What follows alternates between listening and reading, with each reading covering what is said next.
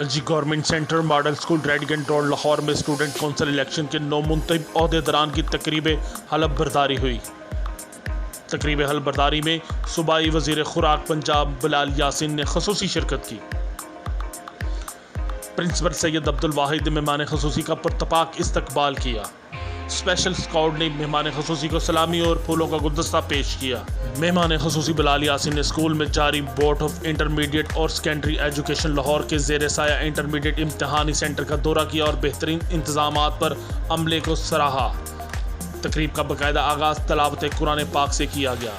وزیر خوراک بلال یاسین نے نو منتخب عہدیداران سے حلف لیا اور بچوں کو مبارکباد پیش کی اور اسٹوڈنٹ کونسل الیکشن کے اس عملے کو سراہتے ہوئے مستقبل میں اس کے مثبت اثرات کی امید ظاہر کی۔ صوبائی وزیر خوراک نے وزیر اعلیٰ پنجاب مریم نواز شریف کی تعلیمی خدمات کی تعریف کی اور بچوں کو اسکول کے کسی بھی معاملے میں براہ راست رابطے کی تلقین کی۔